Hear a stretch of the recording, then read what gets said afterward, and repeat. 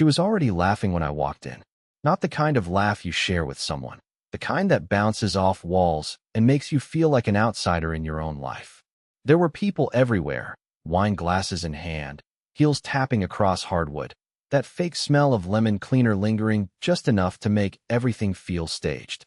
I wasn't supposed to be home yet, but the conference ended early. No one noticed me at first. Of course not. I blend in like furniture. She stood in the center of the room, retelling something, loud, animated, her voice sharp and dancing. Then I heard it. He thought a Dutch oven was an actual oven. Can you believe that? I married a man who tried to preheat a pot. Laughter. I stood there, invisible. Then someone noticed me. Her friend, the tall one, with the cruel smile. Oh, she sang, speak of the devil. The chef himself. More laughter. She turned, finally. No guilt. No pause. Just a smirk and a shrug like I was the punchline walking into its own funeral. I didn't say anything. Just turned around, stepped back out the door, and pulled it shut behind me. No slamming. No theatrics. Just wood clicking against wood. The night air hit my face like a reset button. Cold, clean, quiet. No laughter in it. By the time she called, late, after everyone else had gone, I was already 2 cities away, sipping black coffee from a gas station paper cup, staring at the screen while her name buzzed like a broken promise. I let it ring. And ring. I didn't sleep that night. I didn't even try. I sat in the back of my car outside an old service station off Route 7, sipping bitter coffee and staring at the flickering sign that read, open, even though the place clearly wasn't. The gas station lights buzzed overhead, humming like they knew something I didn't. I wasn't thinking about divorce or revenge or even betrayal. I was thinking about the way her eyes didn't flinch when she humiliated me. That empty kind of confidence, not careless, but intentional. She wanted me to hear it. She wanted to see if I'd take it. And I had for years. The coffee was too hot, but I kept drinking it. Something about the pain felt clarifying. My phone buzzed again around 3:04 a.m. Second missed call. I stared at the screen as her name repeated, vibrating against the cracked plastic console like some dying heartbeat. I didn't answer. Not because I was being dramatic, but because I truly didn't know what I'd say. Would I ask why? Would I beg her to explain what part of me she thought it was okay to break in front of strangers? Or worse, would I end up apologizing for leaving? That thought haunted me more than her laugh did. Around 4:30, a beat-up pickup pulled into the lot and a guy got out, lit a cigarette, nodded at me through the glass. I nodded back. 2 men not knowing what the hell they were doing awake at that hour, but pretending it was normal. He didn't ask anything. I didn't either. But I envied that man. His life looked simple. Dirty boots, dark circles, maybe a broken muffler, but I bet no one ever tried to turn him into a joke. I finally drove off as the sun started bleeding into the sky, orange, like those damned walls she wanted to repaint but never did. I had nowhere to go. No bag, no plan. Just an urge to be far away from anything that smelled like lemon cleaner and cold laughter. But I knew one place.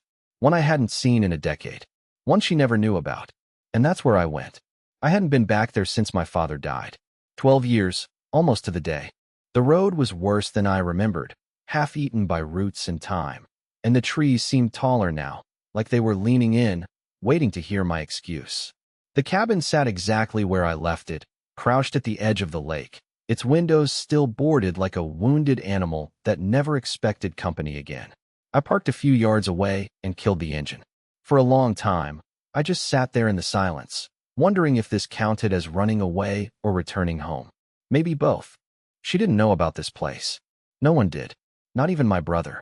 My dad had it built when I was 10, after his second layoff, as some kind of escape plan he never fully explained. He only brought me here once, and we never talked about it again. But he left me the keys in an envelope marked, for when it gets too loud. At the time, I thought it meant the city. I didn't realize he meant life. I broke the seal on the rusted door and stepped into the dust. Everything smelled like pine and old smoke. The couch was still covered in plastic, the ugly floral kind that stuck to your skin in summer, and there was a dusty deck of cards left mid-game on the coffee table. Like whoever was here last just vanished mid-hand. I lit a fire with the logs he'd chopped years ago and sat cross-legged on the floor, phone face down, signal dead. No distractions. No apologies. No forced smiles. That night, I dreamed of her, not the version she'd become, but the one I used to know. She was barefoot in our old apartment, singing off-key while watering the plants she always forgot about. She was soft then, gentle, kind in small, stupid ways, like how she always folded my socks in pairs, even though I told her I didn't care. In the dream, I reached for her, but her face twisted, like wet paper, folding into something cruel. She laughed, that same sharp laugh from the dinner party, and I woke up in a sweat, the fire nearly out. That's when I knew. This wasn't a break. This wasn't time to cool down. I wasn't coming back. And yet, I hadn't told her. I hadn't told anyone. I just disappeared. And for the first time in years, I felt free. But freedom, I would soon learn, comes with a price. I don't know how many days passed before it happened. Time moved differently out there. No traffic, no emails, no schedule to keep. I woke when the fire died and slept when the lake turned silver under the moon.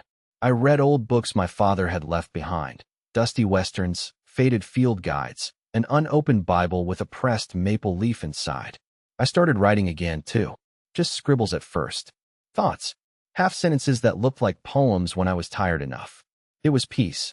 Uneasy, quiet peace. Until the knock. It was a sound that didn't belong. Soft, like someone trying not to wake a child. I almost convinced myself it was the wind or a branch, but then it came again. 2 taps. Slow. Intentional. I stood there holding my breath like it might erase me, and for a moment, I considered not answering. But curiosity is a louder voice than fear, and I opened the door. She was standing there. Not Maeve. Someone else. It took me a second to recognize her. Hair shorter now, darker, with a tiredness in her eyes I hadn't seen before. Her name caught in my throat before it came out, Marlene. I hadn't seen Marlene since the funeral. She was my father's old friend, or more accurately, his secret. My mother never liked her. Claimed she gave too many opinions and didn't know how to leave quietly. But my father, he trusted her, told her things. And when he died, she was the only one who didn't cry at the service. Just stood in the back like she was keeping a promise. Now here she was, on my doorstep, at a cabin she was never supposed to know about. How did you? I started, but she held up a finger. We need to talk, she said. Inside, something in her voice was different. Not afraid, not demanding, but urgent. I stepped aside, unsure if I was letting in a person or a ghost. She walked in like she belonged, like she'd been here before, and went straight to the fireplace. He told me you'd come here one day, she said. And if you did, it meant things had gone wrong.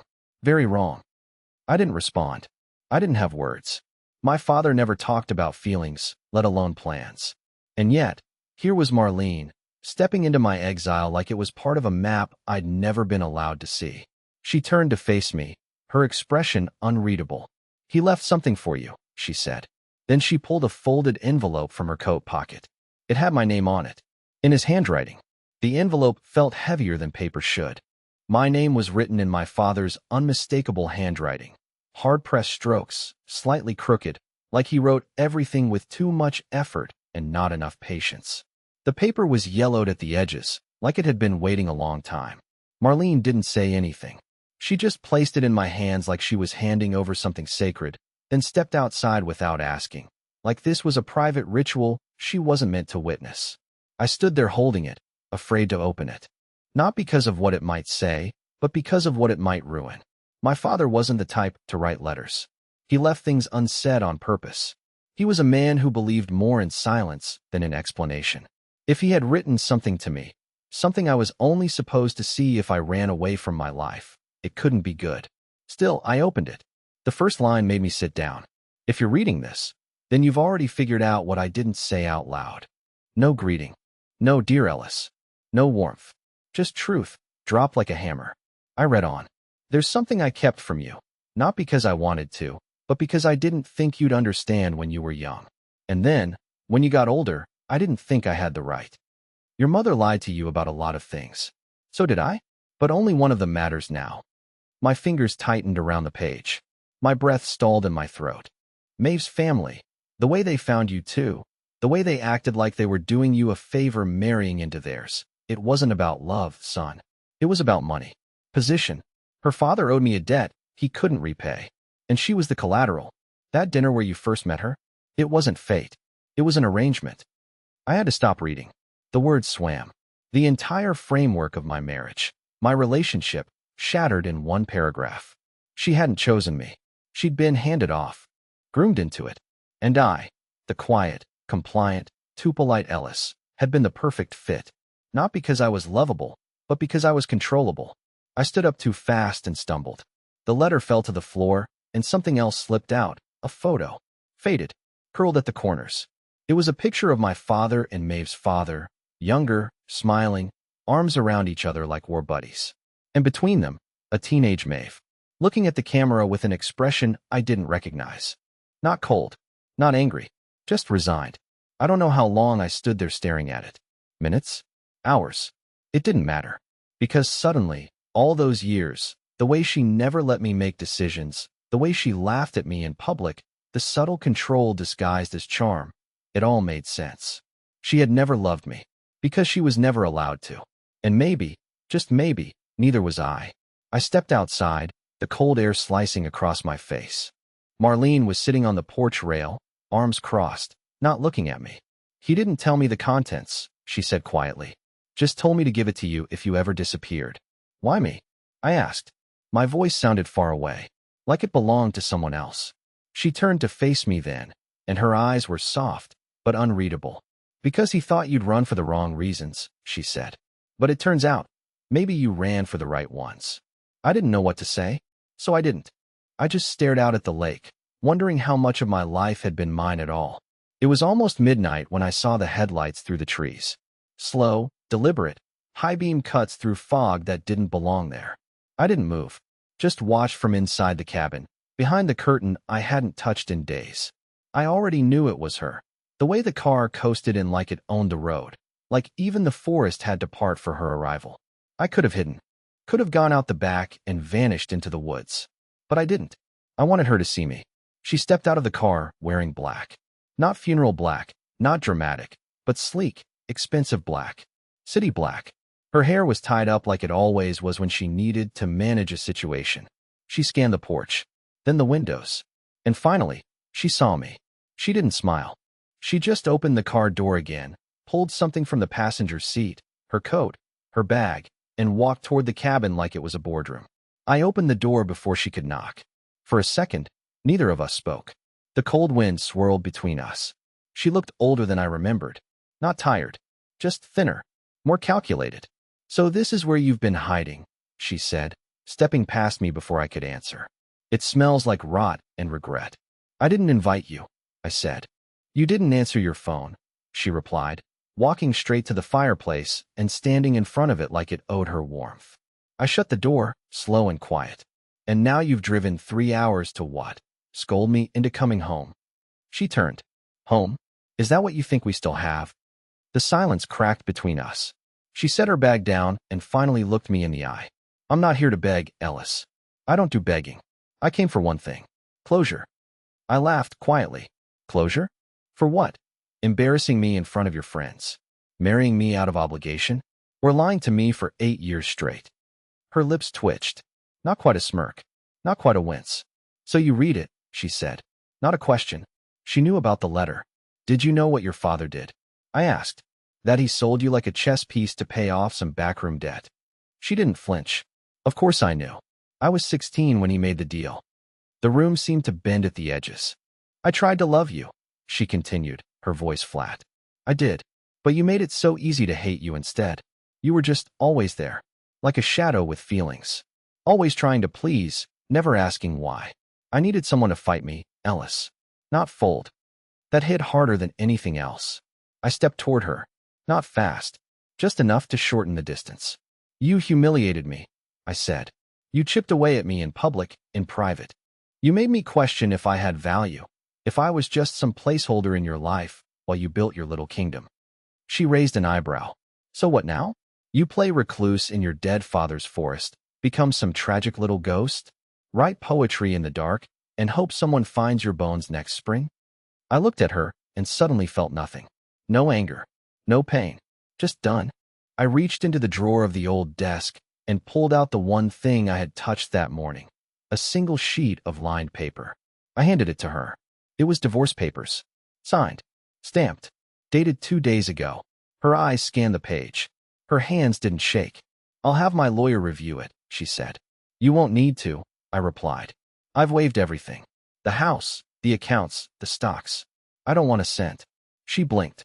That part caught her off guard. "You're serious?" "I don't want anything that came from pretending." She folded the papers, slowly, methodically, then placed them back in her bag. When she looked at me again, something flickered in her expression. Not guilt, not remorse, but the faintest trace of respect. Like she'd finally found the man she was afraid had been hiding beneath the doormat all along. She stepped toward the door, but before leaving, she turned one last time. "I would have stayed, you know," she said, "if you had asked me to." I looked at her. For the first time, really looked. "That's exactly why I didn't." She left without another word. And when the taillights disappeared into the trees, I finally exhaled. Not relief, not triumph, just release. She was gone. For real this time. No lingering perfume, no echo of her voice on the walls. Just the soft crunch of her tires fading into the forest, and the crackling fire inside that suddenly felt louder without her standing near it. I didn't sleep that night, not because I couldn't, but because I didn't want to. Something had shifted. Not just in me, but in the house. It was like her presence had stirred up sediment that had settled for years. A thin dust of questions I hadn't known to ask. I sat by the fire until sunrise, staring into the flames like they might spell something out. Eventually, my eyes wandered to the old bookshelf in the corner, the one I'd ignored since I got here. It was stacked with junk, outdated phone books, a few VHS tapes, an old fishing magazine with a coffee ring on the cover. But what caught my eye wasn't what was on the shelf. It was what was behind it. The bottom panel didn't match the others. A different color, slightly warped. I reached down and tapped it. Hollow. I pulled the shelf back. It groaned like it didn't want to be moved, and revealed a narrow wooden hatch behind it. Small, locked with a single rusted latch. I hesitated. Not out of fear, out of knowing. Because deep down, I already understood something was waiting in there. Something that had been meant for me long before I stepped into this mess with Maeve. Something older than my marriage. Something personal. I broke the latch with the poker from the fireplace and opened it. Inside was a box. Plain wood. No markings. Just a piece of twine wrapped 3 times and tied like a gift. I lifted it out and set it on the floor. The moment I opened it, a wave of cedar and old tobacco hit me. Inside were 3 things. A tape recorder, a letter, and a ring. Not a wedding ring. Something older, thicker, scratched like it had been worn for decades. I picked up the letter first. "If you're reading this, then I trust you're alone." Good. What I'm about to say isn't for anyone else's ears. This cabin wasn't built for vacations. It was built for silence. For secrets. I made this place when I realized I might not get to say everything I needed to. Not to your mother. Not to you. And most of all, not to myself. I kept a recorder of certain things. Conversations. Confessions. You'll hear it all on the tape. I wasn't proud of what I did, but I was proud of why I did it. You come from a line of men who stayed quiet when they should have roared. I did too. But there comes a point when silence becomes a weapon, not protection. Play the tape, son. But only once. After that, decide if it stays buried. My hand trembled as I picked up the recorder. It was heavy old. No batteries needed, wind up. I turned the crank, sat down on the floor in front of the fire, and pressed play. The sound of my father's voice filled the room. Deeper than I remembered. Slower. No nonsense. Like gravel dragging across concrete. But it wasn't what he said first that hit me. It was who he was talking to. Maeve. The fire popped. "You don't have to do this. He'll love you no matter what." Her voice. Shaky. Younger. "It's not about love. You said it yourself. This family doesn't get out clean. At least not without a mess." "Then don't make one," he said. "Don't turn him into me." The tape hissed. Then clicked. I rewound it. Played it again. Just to be sure. My father had known. From the beginning. Not just about the deal, but about the cost. And somehow, maybe even about how it would all end. I didn't play the tape again. Not because I didn't want to, but because I finally understood something my father never got to explain in words. Sometimes, knowing why someone hurt you doesn't make the wound close faster. It just gives the pain a name. And that night, sitting in the cabin with the fire dying down and my past spread out on the floor in front of me, I realized I didn't need names anymore. I needed endings. I put the tape back in the box, folded the letter, and slid them both into the fireplace. I didn't watch them burn. I stepped outside instead. The air was sharp with autumn, and the lake below reflected stars that didn't twinkle. They just hung there, still and clean. For the first time in what felt like years, I felt present. Not haunted, not hollowed out, not even angry. Just here. The next morning, I packed what little I had. Left the ring in the cabin.